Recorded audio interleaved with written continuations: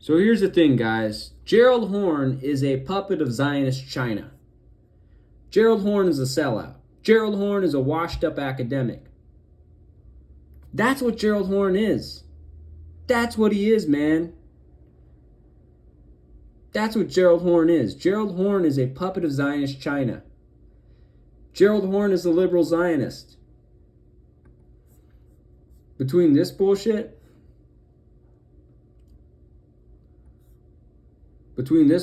right here, this bullshit right here, and this bullshit right here, and we even have a quote saying that he'd go easy on Zionist China. We have the fact that he's on C-SPAN, which is U.S. state propaganda, right? C-SPAN is U.S. propaganda. The fact he's being platformed by the Monthly Review, which is a Zionist publication. The fact that Gerald Horne went on the Majority Report with Sam Cedar. By the way, Sam Cedar's a Zionist.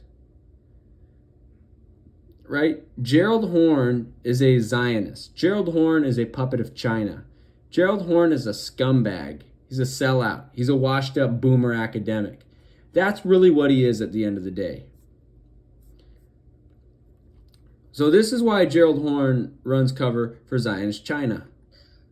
We should not obscure the fact that with regard to countries with which U.S. imperialism is intention, and be it Russia or China or Iran, just because we are not in favor of this anti-Russian, anti-Chinese, and anti-Iranian policy of U.S. imperialism does not mean we support every jot and tittle of those particular countries, be it the policies on the LGBT question in Moscow or the women question in Iran, or, for example, something I've been exploring lately pursuant to a book I'm working on, the fact that Iran didn't abolish anti-African slavery until the 1920s. However, the question is whether or not we're going to raise those contradictions to the highest level and disrupt relations with these antagonists of U.S. imperialism and basically wind up being on the same side of U.S. imperialism. I dare say that that would be a blunder of the first order. It's a blunder of the first order. He sounds like a real-life Uncle Ruckus. Kind of looks like a real-life Uncle Ruckus, you know.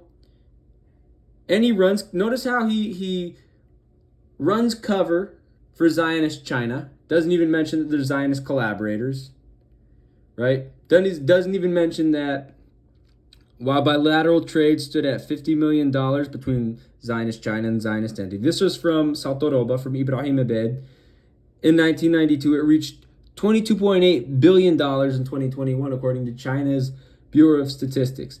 In 2021 to 2022, that's the year it started, China replaced the United States as the Zionist entity's top source of imports, and the Zionist entity added China's currency, the renminbi, to its foreign reserves. Right? And here we go, Gerald Horne shilling for Zionist China.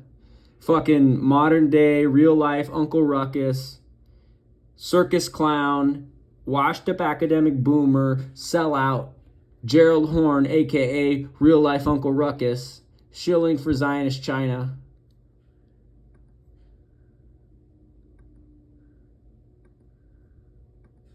Of this summit involving, in the first instance, Brazil, Russia, India, China, and South Africa. All of which are Zionist shitholes. It may have substantial impact upon those of fixed income in the United States of America. Those of fixed income, speaking, for example, of those who manage to survive on Social Security checks or SSI checks, or those who are enduring stagnant wages with not a realistic possibility of a hike in wages. Because with this BRICS summit and what you've already rooted in terms of de-dollarization, this privilege that U.S. imperialism has enjoyed. And look at all the flags back here. All these countries are Zionist normalizers. Again, Gerald Horne is a Zionist puppet of China, right? And any individual, establishment, or state that deals with the Zionist racist entity or befriends it is considered a partner of genocide in Palestine, right? This is what Gerald Horne actually is. He's a puppet of Zionist China. That is to say, in return for receiving automobiles or electronic gadgets or French wine, you turn over pieces of green paper. It'll have impact with regard to India's relationship with Pakistan, with which it has crossed swords more than once since independence in August 1947. Of late, the relations between China and Pakistan have had a downturn, and this may be an explanatory factor of why China's moved to improve relations with India. You've probably seen the stories of Chinese workers being attacked in Pakistan, a rather unstable country, to put it mildly, with nuclear weapons, no less. But again, there's a so-called... Here's the thing, man. I'm not a fan of Pakistan, but again, all of these Islamophobic tropes that low IQ, Zionist clown, Chinese puppet, academic circus clown, academic boomer, washed up boomer, Gerald Horne is saying, lead me to believe that he's a puppet of Zionist China. A Luchestan independence movement, which is organizing by leaps and bounds and has been attacking Chinese development workers. This entente may have an impact on Japan, which has bet heavily upon this relationship with the U.S. imperialism, and also has bet heavily on its relationship with India, a relationship that arguably stretches back thousands of years to the founding of Buddhism. Yeah, fuck India and fuck Japan. They're both shitholes. But at the same time, standing idly by, if not encouraging, Azerbaijan supplying petroleum to Mali, who was a negotiator of the nuclear accord during the Obama years. Oh, now he fucking runs cover for Zionist Robert Malley. Less attention, but add to the growing those looking for good news. Here you have great news with regard to what appears to be this entente between New Delhi and Beijing. Thank you, Dr. Horne, for that important and comprehensive answer. As we go around the horn, we also had a few questions we wanted to ask you about West Asia. First, while there's been much coverage of the U.S.-Israel war on Palestine and Lebanon, with a growing focus on Iran, there's been less of a discussion about the other conflicts in West Asia that are directly or indirectly connected, such as the conflict between Azerbaijan and Armenia, which also involves Russia, Turkey, Iran, Israel, and of course the U.S. Dr. Horne, what should our audience know about these other existing or brewing conflicts and issues in West Asia that are getting less attention, but add to the growing tinder that could spark World War III? Well, first of all, with regard to Israel, I'm sure many in our audience are following the distressing news about what's going on in Gaza in particular, and in southern Lebanon in particular. There's been loose talk in Israel. The fact that he normalizes the Zionist entity in speech, again, he's a Zionist clown. It's called the Zionist entity, and that's what we'll fucking call it, dickhead. Israel about reoccupying Gaza, which sheds light on this genocide that's unfolding, on the starvation, apparently intentionally, that's being inflicted upon the Palestinian population.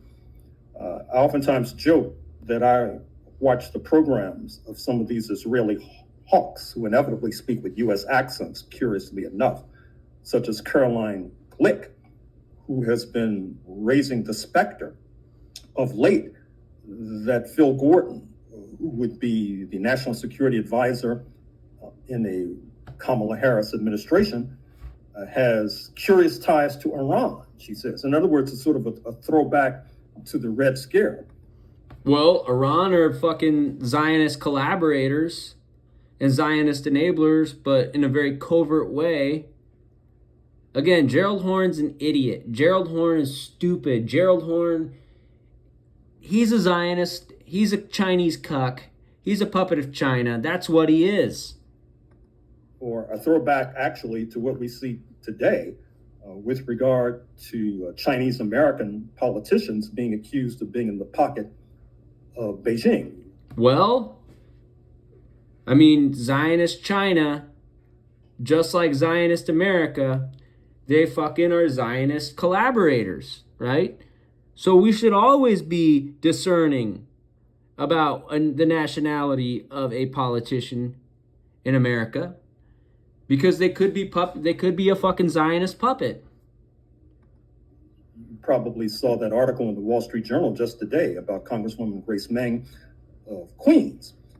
Yeah, she's a fucking puppet of Zionist China and a Zionist puppet of the Zionist entity, Who is being accused of being a kind of Chinese agent. So we should be careful with regard to that. And she also charged that a number of leaders of the Pentagon are fundamentally Iranian agents. And recall that Robert Malley, who was a negotiator of the nuclear accord.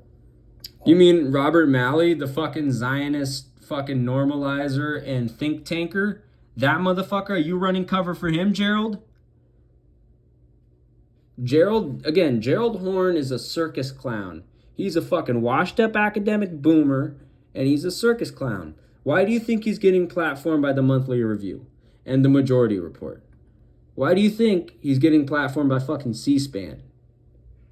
Why do you think he's all running cover for Zionist China? We should not obscure the fact that with regard... And pushing the LGBT agenda on fucking YouTube. Why do you think he continues shilling for Zionist China? We all know who Gerald Horne is, right? We know Gerald Horne is a puppet of Zionist China. During the Obama years, is now under investigation because of supposed untoward relations with Tehran. Well, he should be under investigation for fucking being a Zionist normalizer and his fucking role with the International Crisis Group, man. He is a fucking Zionist. Bob Malley's a Zionist, and he's a Zionist normalizer. And at the same time, we see on campuses a crackdown on student protesters, student activists. That's why it has not been as much in the news this fall as it was in the spring. It's extended to faculty, according to an article in the New York Times that should appear in the print edition tomorrow. We see the crackdown on Radio Sputnik, and full disclosure, I used to be a regular guest on that particular. Oh, and he's saying he used to be a guest on Sputnik. You hear that? He was a guest on fucking Russian state media. He's a liberal Zionist. He's a puppet of Zionist China. Now he's a fucking Russian puppet.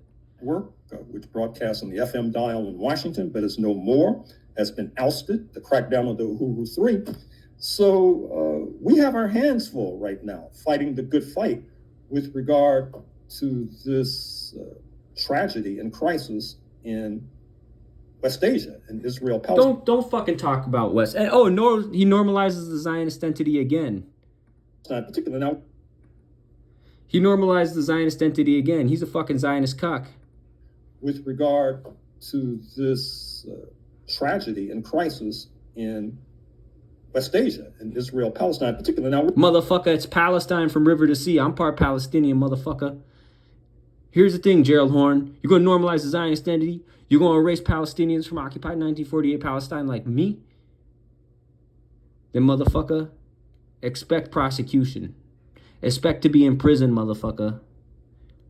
Because you're a puppet. Gerald Horne is a Chinese puppet. Let's play that back. Notice how he normalized the Zionist entity and erased Palestinians in occupied 1948 Palestine.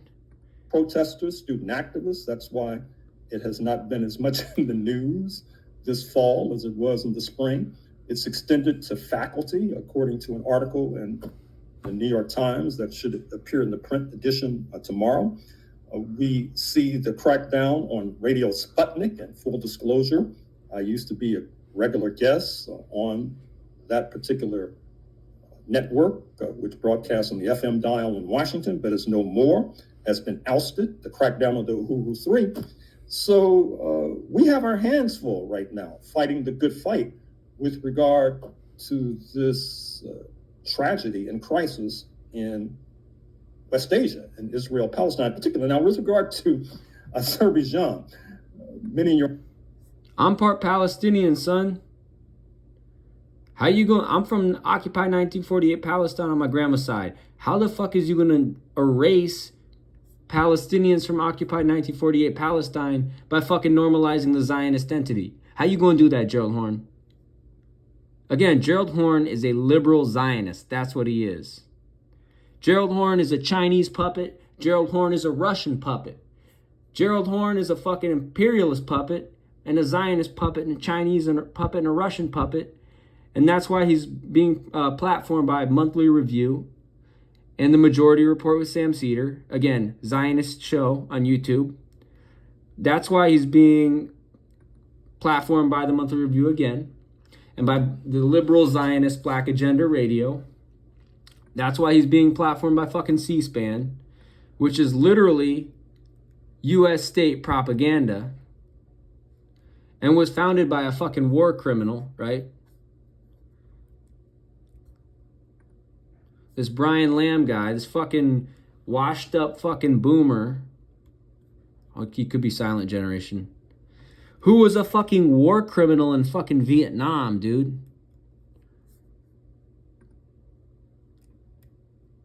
And he fucking was a fan of fucking Christopher Hitchens, who was an Islamophobe.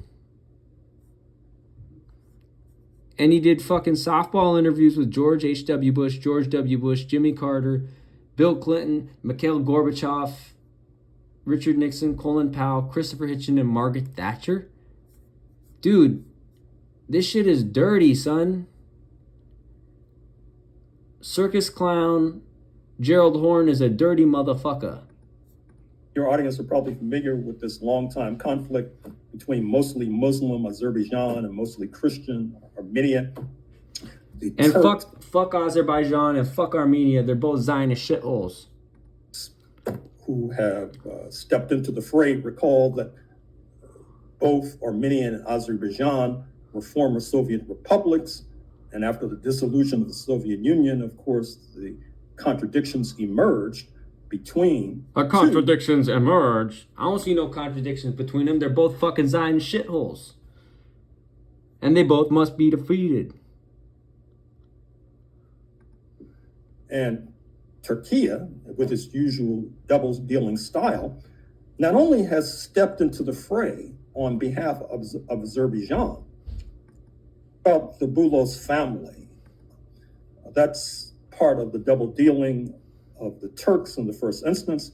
You see that hosting Hamas leaders, but it not only has stepped into the fray on behalf of Azerbaijan, and that helps to explain why Azerbaijan was able to oust Armenia from the contested territory of Nagorno-Karabakh, but also in terms of double dealing by the Turks.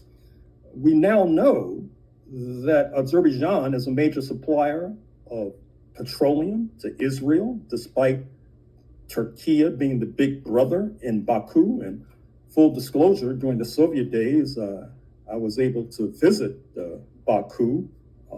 Oh, he's also a puppet of Azerbaijan, folks. Which I think I talked about on that program we did on the Activist News Network.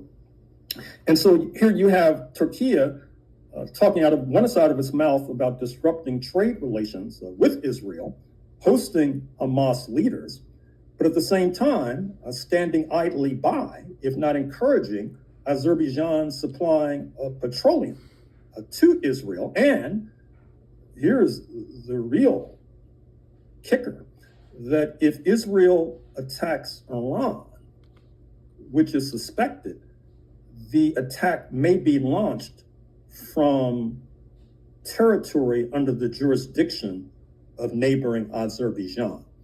That's part of the double dealing of the Turks in the first instance. You see that also, as we know, with regard to their supplying drones to Ukraine and engaging in trade relations of a robust nature with is something we should not forget. And in many instances, affirmative carpet or role has been beyond shameful. And to throw something else into the mix of this question, Dr. Horne, who is Masad Boulos and how does he factor into this overall analysis? Well, when I read about the Boulos family, which is a multi-billion-dollar family with their fortune built in Nigeria, of all places, although they are of Lebanese origins, and as you see from that picture, they are also in-laws of one Donald J. Trump. Tiffany Trump has married an heir to the Boulos fortune. And what that reminds me of is something we should not forget, which is that there's been a certain element in the Arab community that has been quite comfortable colluding with and collaborating with U.S. imperialism. We are all familiar with the Saudis. I've made reference to the United Arab Emirates. Their leader was in the Oval Office just a few days ago before showing up at the BRICS meeting in Kazan, Russia. If you look in this hemisphere, you'll see that there's a Arab comprador class that's quite busy in West Africa, not only Nigeria, but Liberia, Sierra Leone, Cote d'Ivoire, even Haiti, for example. Going south, you may recall that a former leader of Argentina, Carlos Menem, was of Syrian Lebanese descent. The current leader of El Salvador, of Arab descent.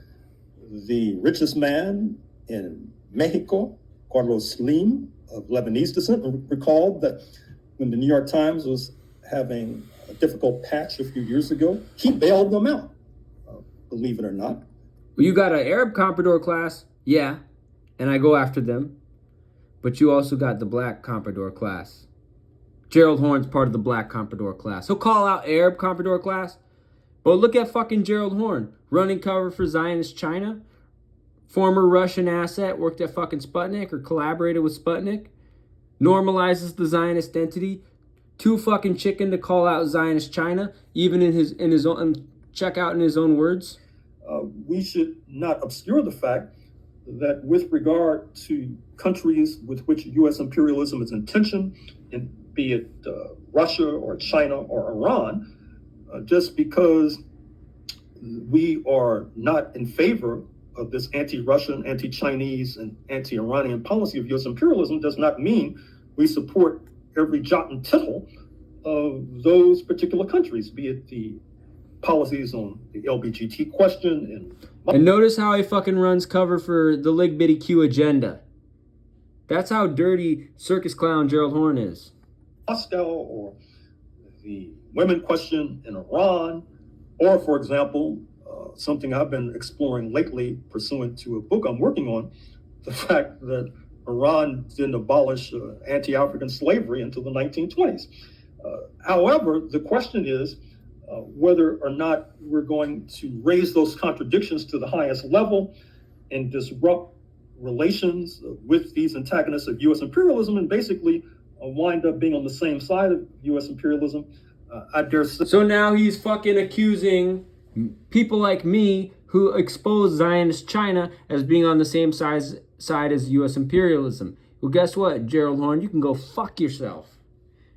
Go fuck yourself like the Chinese puppet you are, because I oppose U.S. imperialism.